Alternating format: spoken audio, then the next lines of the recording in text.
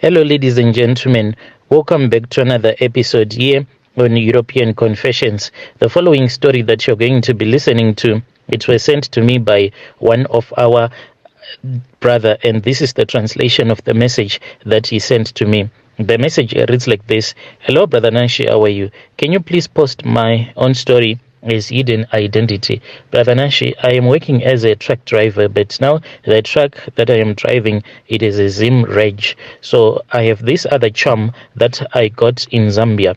This chum, it is now troubling me. For this chum, it wants blood because I felt to keep up with the rules that I was given by that traditional healer in Mozambique. So the rules were I was not supposed to make love to a woman that was not my wife inside the truck, because this charm, it was to protect me so that I will never have an accident and so that I will never get fired. So Brother Nashi, when me and my wife were still in South Africa, but she has since passed away because I had to sacrifice here, otherwise I was going to die. She then said that she wanted me to become a truck driver because at the place where I was working, I was not getting paid a lot of money. So we then struggled and we raised the money, and after we had raised the money, that was when I returned to Zim and I got my driver's license. So when I returned, because I did not have any experience at all,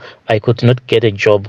I will go around dropping my CVs. Then they will say that I have to come so that I can get tested, but I was failing to reverse. Then there was this other guy who had once tested me, who was from Zim, an old man. He said that I can see that you are passionate about becoming a truck driver, but as for now, you do not have the skills. What I'm going to do is that I am going to give you the phone numbers of this other friend of mine, and if you speak with him, then you can work for him and he'll be teaching you. So I started traveling with that guy. So this guy, he did not want to give me anything, and most of the times I was the one who was driving whilst he was sleeping.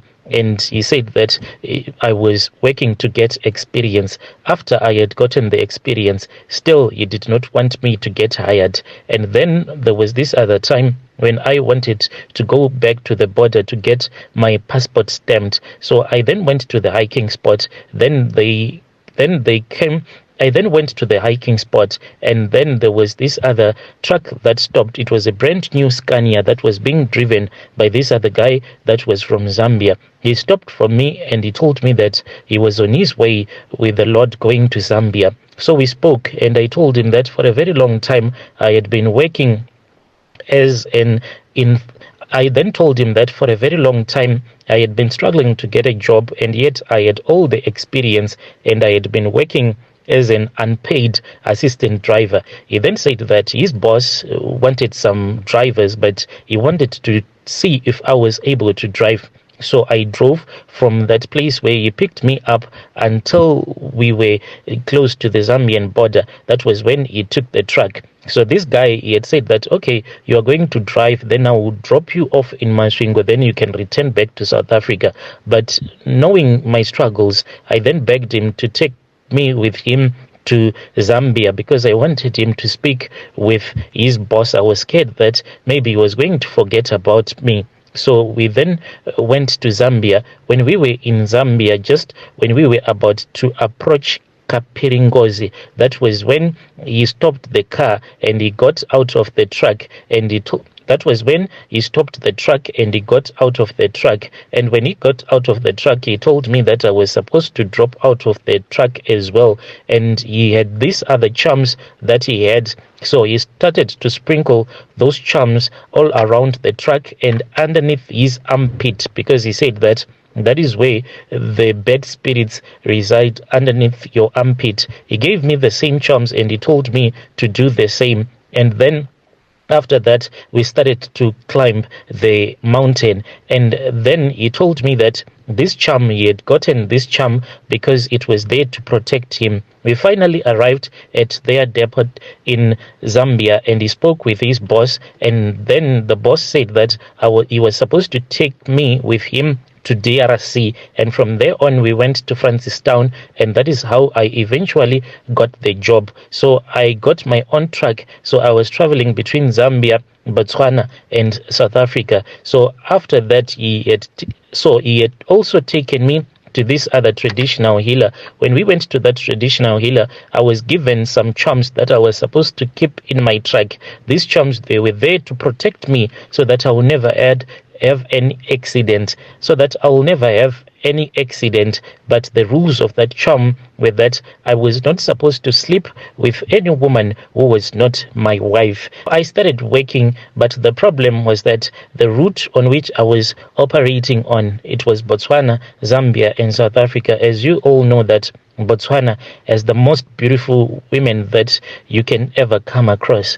When I was traveling through Botswana, I tried ignoring those beautiful light-skinned women with their big curves, until one day I picked up this other woman. When she got into my truck, she was wearing a very short skirt, so I kept on looking at her beauty. I kept on looking at her big thighs, and she noticed, and she asked me if I was in love with what I was saying, and I said yes. She said, "Do you want to taste?" And I said yes, and she said, "Where?" And I then looked for a place to park. So I remembered the rule that I was not supposed to sleep with a woman that was not my wife in the truck. So I said, okay, let us go outside so that we can do our thing in the bushes. She refused, and she was scared. She said, no, let us just do it here. Besides, it is very cold. So she convinced me. And at that time, I then remembered that Shona proverb that says, Mudzima upikaviri, which means that the ancestors will never give you something good twice. I did not want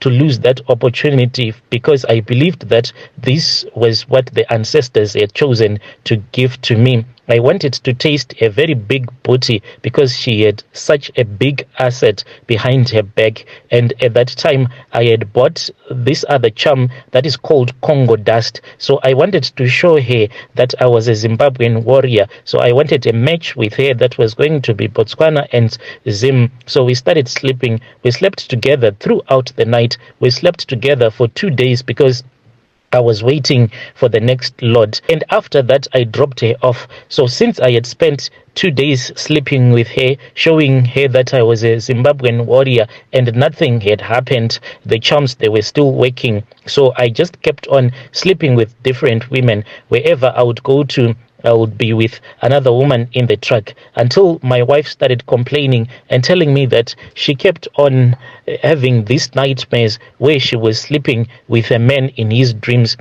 where she was sleeping with a man in her dreams. So I just thought that maybe it was her relatives that were jealous of her, because ever since I had started working as a truck driver, we were now living a very good life. So I thought that maybe her relatives had gotten jealous of her. My wife then got sick, and then I started to have a lot of accidents. I had so many accidents that my Zambian boss fired me. I then went to that same traditional healer to consult with him. He then told me that I had broken the rules of the covenant, and at that time when I had slept with that woman from Botswana the first time, I should have returned back to him so that we can see if we could negotiate with his ancestors, with his shrine, if they could change the terms and conditions of the covenant, of that charm that he had given me. And he said that now blood is needed, and it was my blood that was needed. That was when I decided to sacrifice my wife. My wife then passed away. After I had sacrificed my wife, we then buried her. So when I was returning back home, I had my kids in the car. To my surprise, there was this other daughter of mine. She was 10 years at that time. She then started singing this other Shona song called Ndimi Makauraya, which means that you are the one who killed her. You are the one who killed her. And it really shocked me, Brother Nashi. But I'm still working as a truck driver, and I still have those charms, and I sacrificed my wife. Dear listeners, right there was a message that was sent to me by one of our dear brother right there, hoping that you were able to understand the translation. Strange things indeed they do happen in this world.